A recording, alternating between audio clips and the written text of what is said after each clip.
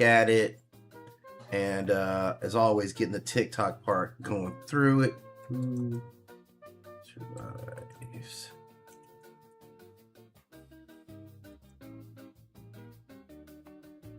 So who survives Cassandra Nova, right? Like, I'm looking at Superman, Omni-Man, and Homelander, obviously. And I'm asking, who survives an encounter with this lady, right? And here's the thing, like, everybody, and I mean literally like everybody, wants to do these basic ass versus battles, right? Or even like what they think are the more highly evolved versus battles of like, who runs the gamut? Or you got $1,000 to put together your team. And then they put together some stupid value system for, each character. Right? Like it's just lame, man. It lacks the creativity that, is actually in a lot of these comic book characters and stories, right? Like this is myth making at a high level, right? At this point, right? We got to give these guys some props for some pretty complex storylines and fascinating abilities and, in general, like putting in work in the comic book industry. They've done a great job, right? So they deserve a little bit better analysis than just like who's going to win in a fight. Like, I know comic books feel like they're just who's going to win in a fight. And sometimes they are who's going to win in a fight. But a lot of times, like, comic books themselves are more now, especially now, they're more than just who's going to win in a fight, right? So let's talk about them as if they're more than who's going to win in a fight and start by talking about who's going to win in a fight right now, like a specific kind of fight. And this is a different kind of fight, right? Because this fight isn't just like, who's strong, who's gonna punch who. It's not that kind of fight, man. Like this is a definitively different kind of fight. And I chose this topic, I chose this route because this specifically attacks the weaknesses of each of said super being here, right? That we've got. Each one of them is vulnerable to Cassandra. Because this is a mental attack that she's coming at him with, right? So we know this. So if you are being mentally attacked by Cassandra, how does these guys fare? Because your strength isn't gonna help you out here, right? This isn't a strength battle, right? This isn't that. This is a how is she gonna attack you mentally? Like this is who Cassandra is. Let's think about Cassandra, all right? Now, first of all, she's a telepath, but she's not just your regular kind of run-of-the-mill telepath. Cassandra is what we like to call a psychological predator, right? She is. Like, there's a lot of telepaths running around the Marvel universe, and I'm sure in DC too. There's a lot of telepaths. That isn't even special. Like, being able to read minds, that's like Ashley on The Boys can read minds, right? And she was one of the least effective characters in the entire, like, she knew how to save her own ass, which I guess from her perspective, that's all you're trying to do anyway. But Cassandra is something different, man. Cassandra ain't like that. Like, Cassandra is a predator, and I mean on the scale of like I put her up there with Pennywise. As far as a psychological predator, she is far more advanced than Freddy Krueger. And I'm going to talk about like the psychological predators who are out there, right? Like who you got to be on top of to know who's psycho. I don't mean they don't just be messing with you. These psychological predators, man, they dig out what you fear the most. Like, you notice if you go back and watch those old Nightmare on Elm Street films of Freddy Krueger, a lot of times he was getting people based on specific things about them. He wasn't just killing you, man. He was killing you in ways that you're like, this is the most messed up way that I could die. That's how he was killing you, man. So keep that stuff quiet as kept. Don't be letting nobody know like what your worst fear of dying is, because that's how Freddy Krueger latches onto it. That's what we mean by a psychological predator. This is not just a telepath. This is something that enters your like an insidious presence entering into your brain, right? She's like that, and there's a few other, man. Like we'll talk about some more like insidious, like psychological predators, and they're the worst things, man. They're the worst things, man. Like the psychological predator, that's the main one that you don't want. None of these guys. because they don't fight your body. Like for each of these guys, fighting against my body, yeah, let's go. I'm probably gonna win that fight against my body, right? If that's the route that you want to take. But for each one of them, man, it's your psychology, like your psychology, your ability to handle trauma doesn't scale with your physical abilities. So you still suffer, right? You still suffer.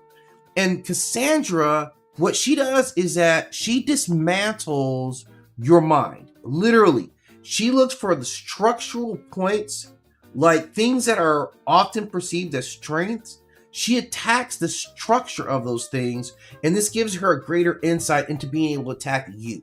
Like she's going right to sensitive parts. She's a lot of times having you tell her what's going on. That this is her method. Like I mean, and Cassandra might actually be one of the most like evil characters, I think, in Marvel, man. Like actually, if I really had to break her down, I feel like she's like actually the most evil character that exists. Like that, she's just raw, okay? Now, what she does is once she gets in and starts wiggling around all in your brain noodle, she figures out what's gonna break you down. Like, right? She figures out what you care about. She figures out what you're afraid of. She figures out how you define yourself. That's what she is. And she has a whole host of tools in which she's gonna use to manipulate perspectives, to manipulate like how you remember things, like altering events, expanding events, focusing on fears, all this stuff going on in your brain noodle that she's telling you is 100% real, and it also feels real. So she goes to like this, she forces empathy, like she gets inside where she, she's able to kind of force you to have empathy for other people, which is shockingly powerful. She has ways to torture you by pulling things specifically out of your memories.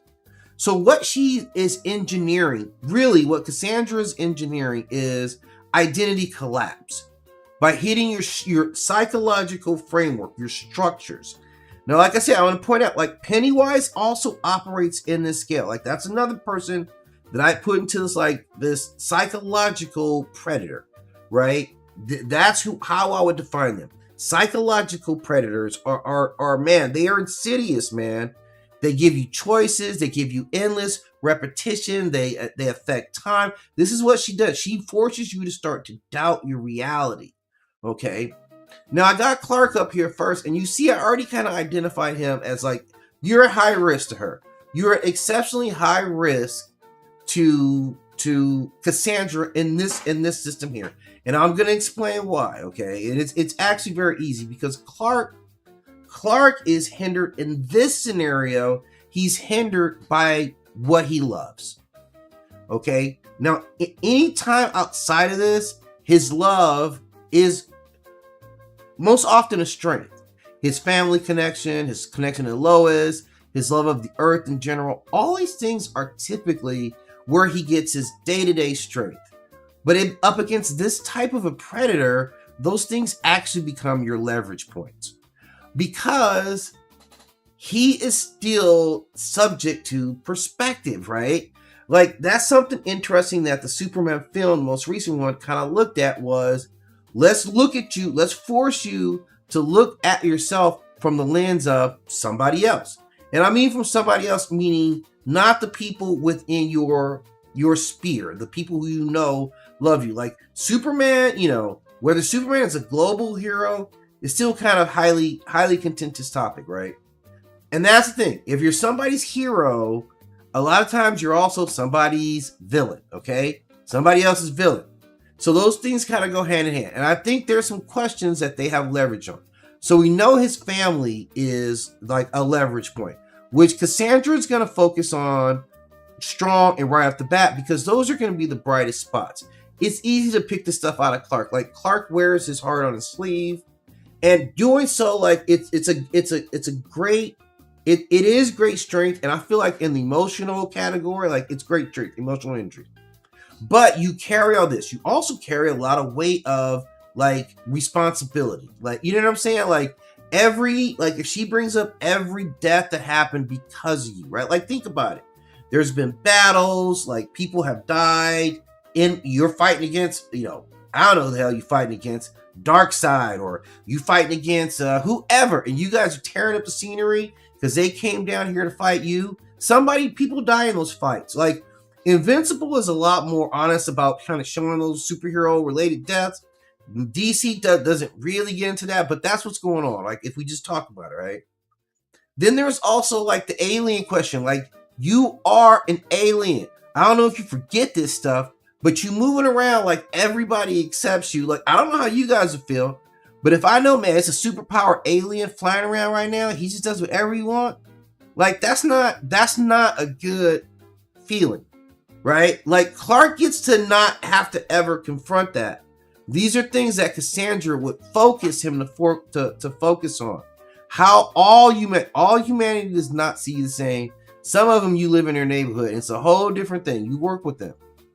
So there's also, like, we've seen the dark possibilities of Superman with the whole, like, injustice, where literally one death sent him completely over the rails. Like when Joker kills Lois while she's pregnant. And it was one death because you didn't even know that kid. So I'm not counting him as part of the tragedy. But you lost Lois, and that, like, triggered you over. So you're already right there. The joke, if the Joker was able to trigger that in you, if the Joker could bring that kind of, like, identity collapse out of you, you stand no chance against Cassandra. Like, that's actually where it is, because the Joker is doing this through all external mechanisms, all these things that he has to engineer. She can engineer all those scenarios like that inside of your brain with 100% accuracy. So in all things, I believe in Clark most of the time. And like I said, I believe that Clark's, like, some people call it naivety, his, like, wholesomeness. I still hold those as strengths for him. I absolutely believe that those are strengths for him in most scenarios. But in this scenario, if I got to really be honest, if he has to go up against Cassandra, who will pick that bone clean of every type of, like, trauma and everything you've been in, I don't like his chances against Cassandra. I'm just gonna be really, really honest. I feel like he's primed for her. He's strong, but I feel like he's primed for her, man. I feel like he's to be had. Okay. Now the next one, of course, is Homelander. Now he's an interesting topic for this type of scenario, because right off the bat, a battle inside his own head, negates any powers that he has. So he's already massively vulnerable. So he's going to be particularly, like, set off guard because of it. But here's what we see about him. So it's going to be a problem for him. She can expose his identity, like his fraud identity. She can put him back in isolation, right? She can, again, show him, like, nobody really loved you. Just, like, she didn't have to make stuff up. She didn't have to make stuff up for Homelander. Just say, like, look, this is what people actually said when you walked out of the room, right? Or when they were all just afraid of you and they hated you. Everybody, right? Like, I mean, maybe like Madeline did. I don't know. But she can show him all that stuff. She can repeat all his horrors. She can do the lab experiments again. But he's already been through all this stuff. Like, he's already been through all this stuff. And he still exists right now. Like, he's such a broken identity that I don't know how much more he could really, like, you know what I'm saying? She could make it worse, but I don't know. Because on the inside of him, while we strip away his fraud identity, I think he's always super conscious of it. I don't think, like, he projects to us that, like, yeah, I'm the greatest thing ever. I don't think he believes that about himself. I actually don't think that he believes. I think he kind of remembers when he was a kid that was getting humiliated, and, like, it's a shocking thing, because I felt like he could have if he had come out and been someone who was super compassionate, I also wouldn't have been surprised. So I don't know why, anyway, that is what it is.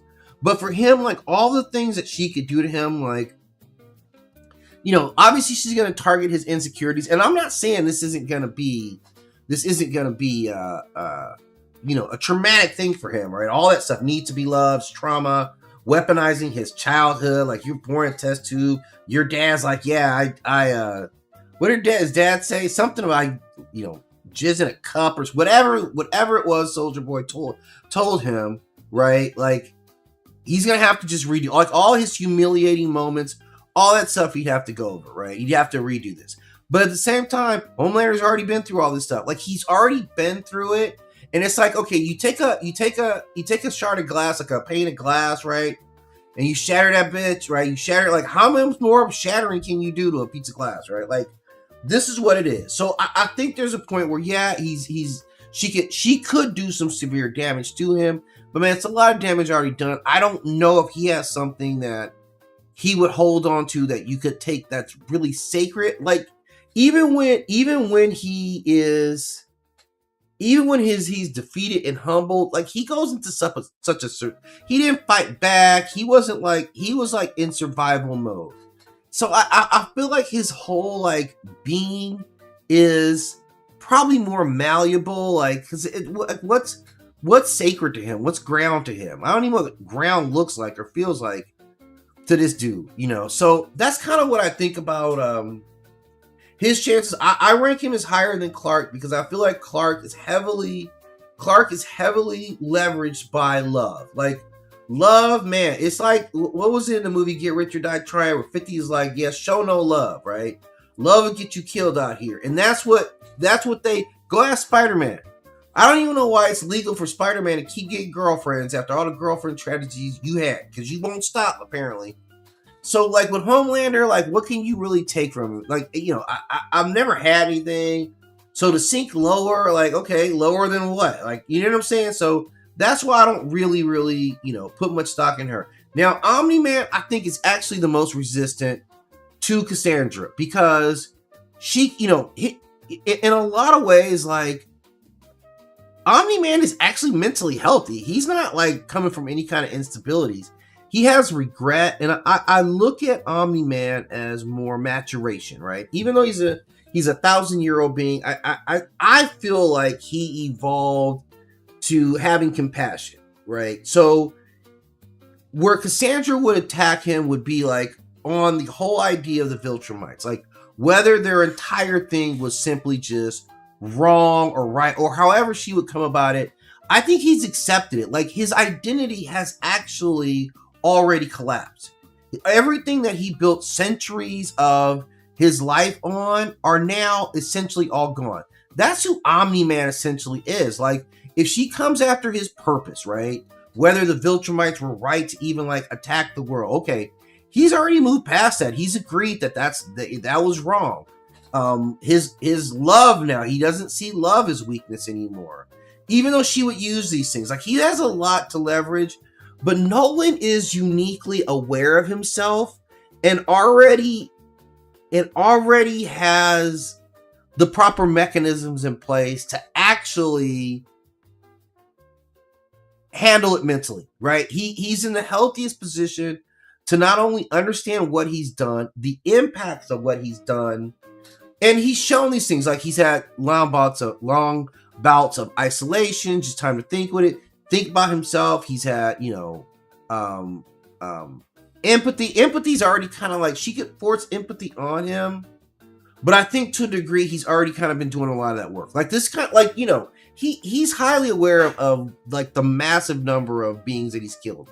I'm sure Nolan thinks about all that stuff. So for him, I think his break point is very high. I think he can tolerate it. I think he'll feel bad. He's already accepted that, you know, it's better for me to keep living and fight for things that are right than to even just die. Like, to try to make some good from, you know, all the bad stuff that he's been a part of. So Nolan's, I think, is the healthiest, and probably because, like, she still probably kills you, but I think he's got the best. I think he has the best opportunity. I think Viltrumite strength actually weighs in here. I think because he's got a highly disciplined, like, Viltrumite noodle, I think he has the greatest capacity to actually get through this, maybe unscathed, because Nolan's, like, already been going through it. Like, man, I don't know if Cassandra could be even worse than Debbie. Like, I'm just being honest. Like, Debbie's terrible, and I don't know if anything that Cassandra can mentally do to him is worse than having to deal with Debbie. So I just want to break that down. Like I said, I'm getting tired of, like, kind of the classic, like, verses. Let's step up the game a little bit right here, and let's see who survives Cassandra. Like that's the topic. Who survives the strong mental attack from a psychic predator? Who has that? I don't think it's Clark on this one. In most other scenarios, I go Clark all the time. This isn't the scenario I think he comes up out of.